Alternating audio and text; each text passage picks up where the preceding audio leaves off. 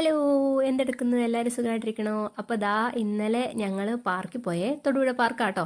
അപ്പോൾ ഈ ക്യാപ്ഷനിൽ പറഞ്ഞ പോലെ തന്നെ ഇവരെയൊക്കെ ഇനിയും മയക്കുമരുന്നിൽ നിന്ന് ഒന്ന് രക്ഷപ്പെടുത്തിയെടുത്തേണ്ടത് ഇവിടെ ഇരിക്കുന്ന എല്ലാവരുടെയും ഒരു കർത്തവ്യമാണ്. അതുകൊണ്ട്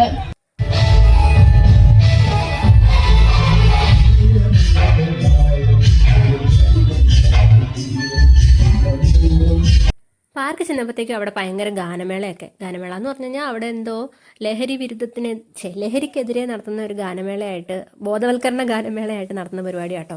ഞങ്ങൾ പ്ലാൻ ചെയ്ത് പോയതൊന്നും അല്ല. കൊച്ചിന് 2 ദിവസമായിട്ട് തീരെ വയ്യ, പനിയും ജലദോഷവും ചുമയില്ല, വോമിറ്റിംഗ് ഒക്കെ ആയിട്ട് ക്ഷീണമായിട്ടിരിക്കുമായിരുന്നു. അപ്പം എന്തെങ്കിലും ഒരു സന്തോഷമായിക്കോട്ടെ എന്ന് ഓർത്ത് പോയതാണ്.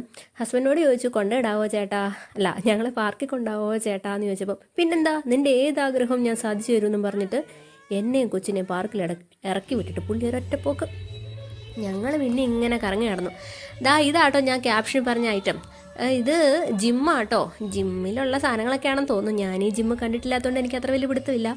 പാർക്കിൽ നിന്ന് കഴിഞ്ഞാൽ നമുക്ക് അമ്പലം കാണാൻ പറ്റും, നല്ല പുഴ കാണാൻ പറ്റും, തൊടുപുഴയിലെ പാലം കാണാൻ പറ്റും. അടിപൊളി വ്യൂ എന്ന് പറഞ്ഞാൽ ഒരു രക്ഷയില്ല. സന്ധ്യയായി കഴിയുമ്പം പിന്നെ കിളിയുടെ സൗണ്ട്, ഇവിടുത്തെ മരങ്ങളിലാട്ടോ കിളികൾ മൊത്തം കൂട് വെച്ചേക്കണേ, അതുകൊണ്ട് കിളകിളകിലാന്ന് പറഞ്ഞിട്ട് സൗണ്ട്, ഒരു രക്ഷയില്ലാത്ത സൗണ്ട്. പിന്നെ പാട്ട് ഗാനമേളയും കൂടെ ആയപ്പോൾ പൂർത്തിയായി. നല്ല ആളുണ്ടായിരുന്നു കേട്ടോ. സാധാരണ തൊടുപുഴ പാർക്ക് ഇത്ര ആളൊന്നും കാണാറില്ല.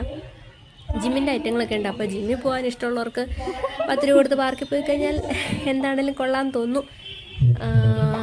എങ്ങനെയാണ് എൻ്റെ ജിമ്മിൽ ഞാൻ വർക്ക് ചെയ്തിട്ടില്ലാത്തതുകൊണ്ട് എനിക്ക് അതിൻ്റെ പരിപാടികൾ അത്ര അറിയാൻ മേല. പക്ഷേ പാർക്കിൽ കുറേ പുതിയ ഐറ്റം വന്നിട്ടുണ്ട് കേട്ടോ. അതെനിക്ക് ഭയങ്കര ഇഷ്ടപ്പെട്ടു. നേരത്തെ തൊടുപുഴ പാർക്ക് എന്ന് പറയുമ്പം ചിലർക്കൊക്കെ ഇച്ചിരി പുച്ഛമായിരുന്നു. ഞാനും ആ കൂട്ടത്തിലുള്ളതാണ്. കാരണം പല ഐറ്റങ്ങളും ഇങ്ങനെ കൊള്ളില്ലാണ്ടൊക്കെ കിടക്കുമായിരുന്നു. ഇപ്പം പാർക്ക് റിനോവേറ്റ് ചെയ്ത് കുറേ പുതിയ സാധനങ്ങൾ കൊണ്ടുവച്ചിട്ടുണ്ട്. കുറേ എന്ന് പറഞ്ഞാൽ കുറേ ഉണ്ട്. ഇനി പിള്ളേർക്ക് ഒന്നും പേടിക്കാതെ കയറാവുന്ന പുതിയ ഐറ്റങ്ങൾ കൊണ്ടുവച്ചിട്ടുണ്ട്. കുറേ ഉണ്ട് കേട്ടോ. ടോയ്സ് നല്ല ഇതിനെന്താ പറയണേ, അത് കൊണ്ട് വെച്ചിട്ടുണ്ട്. പിള്ളേർക്കാണേലും കൂടെ വരുന്ന വലിയവർക്കാണേലും ഇരിക്കാനും റെസ്റ്റ് ചെയ്യാനും ഇനി പോയി ജിമ്മിൽ വർക്കൗട്ട് ചെയ്യാനും ഉള്ള എല്ലാ ഐറ്റങ്ങളും ഉണ്ട്. അടിപൊളിയാണ്. പിന്നെ പാർക്ക് നല്ല നീറ്റ് ആൻഡ് ക്ലീൻ ആണ്. വേസ്റ്റ് ബിൻസ് ഒക്കെ ഇഷ്ടം പോലെ ഉണ്ട്. ടോയ്ലറ്റ് വലിയ കുഴപ്പമില്ല. ഞാൻ ഒന്ന് കയറേണ്ടി വന്നു. ജെൻസിനും ഗേൾസിനുമായിട്ട് ഓരോന്ന് വെച്ചിട്ടേ ഉള്ളൂ, കുഴപ്പമില്ല. പിന്നെ ഇവിടെ വെള്ളച്ചാട്ടമൊക്കെ പണ്ടുണ്ടായിരുന്നു കേട്ടോ. പണ്ടിങ്ങനെ മറ്റേ മ്യൂസിക്കൽ ഡാൻസ് ഒക്കെ പറഞ്ഞ് വാട്ടർ ഡാൻസ് ഒക്കെ ഉണ്ടായിരുന്നതാണ്. പിന്നെ അതൊക്കെ പോയി, അതൊക്കെ നിർത്തിപ്പോയി. പാർക്കിൽ എന്നും എന്തെങ്കിലും പരിപാടി, എന്നും അതിങ്ങനെ റിനോവേറ്റ് ചെയ്തുകൊണ്ടിരിക്കും. പക്ഷേ എന്താ സംഭവിക്കുന്നതെന്ന് ഇതുവരെ ആർക്കും മനസ്സിലായിട്ടില്ല.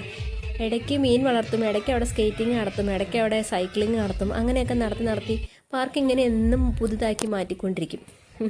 പക്ഷേ ഇന്നലെ ഞാൻ ഭയങ്കര ഹാപ്പി ആയിട്ടോ. ഇത്രയും നന്നായിട്ട് ഞാൻ കണ്ടിട്ടില്ല. കൊച്ചു ഞാൻ മാത്രമുള്ളതുകൊണ്ട് വേറെ ആരും ഇല്ലായിരുന്നു വീഡിയോ എടുത്തരാൻ. അതുകൊണ്ട് എൻ്റെ വീഡിയോ ഒന്നിലും വന്നില്ല. ഞാനിങ്ങനെ ഫോണും കൊണ്ട് കിടക്കുമായിരുന്നു. അവളുടെ നിക്കർ മൊത്തം ചെളിയായി. എക്സ്ട്രാ നിക്കർ എടുത്തിട്ടുള്ളതുകൊണ്ട് ഞാൻ രക്ഷപ്പെട്ടു. ഈ ഐറ്റം പോയി കിടക്കാട്ടോ. ഒരു പുഴുവാണ് അത്, പുഴു പോലത്തെ സാധനം.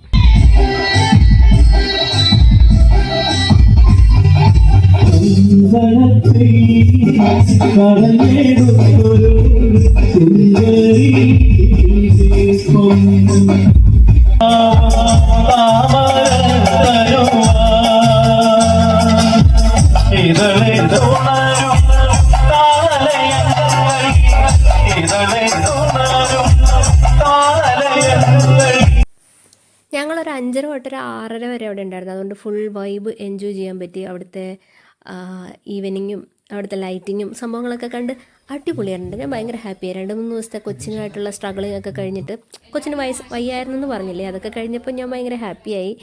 പാർക്കിൽ പോയി. പിന്നെ ഇന്നലെ സ്പെഷ്യൽ ഡേ ആയിരുന്നു. എൻ്റെ അമ്മയുടെ, അതായത് ഏട്ടൻ്റെ അമ്മയുടെ ബർത്ത്ഡേ ആണ്. അപ്പോൾ ഞങ്ങൾ ഈവനിങ് ഒരു ഫുഡ് ഔട്ടിങ്ങും കൂടെ പ്ലാൻ ചെയ്തിട്ടുണ്ട്. ഞങ്ങൾ ഇപ്പോൾ ചേട്ടനൊക്കെ വരും, ഹസ്ബൻഡൊക്കെ വരാമെന്ന് പറഞ്ഞിട്ടുണ്ട്. അവർ വന്നു കഴിഞ്ഞാൽ ഉടനെ നേരെ പോയി അടുത്ത നെക്സ്റ്റ് ഫുഡ് കഴിക്കുക എന്നുള്ളതാണ്.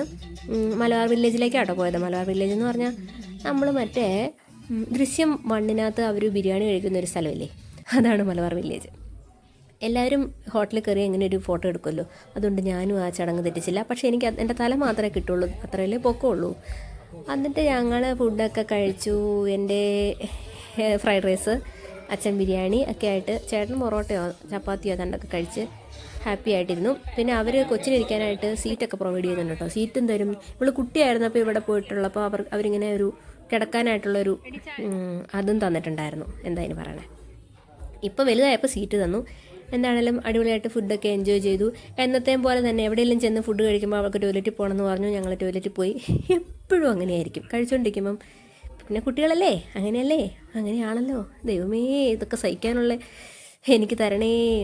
അപ്പോൾ എല്ലാവർക്കും എൻ്റെ ചാനൽ ഇഷ്ടപ്പെട്ടിട്ടുണ്ടെങ്കിൽ ഒന്ന് ലൈക്ക് ചെയ്യുക, സബ്സ്ക്രൈബ് ചെയ്യുക, ഷെയർ ചെയ്യുക, കമൻറ്റ് ചെയ്യുക. Thank you. കൂടുതൽ വീഡിയോസിനൊന്ന് ചാനൽ ഫോളോ ചെയ്യണം കേട്ടോ. എല്ലാവരും ഒന്ന് വീഡിയോ ഒന്ന് ചെക്ക് ചെയ്ത് നോക്കണേ. Thank you.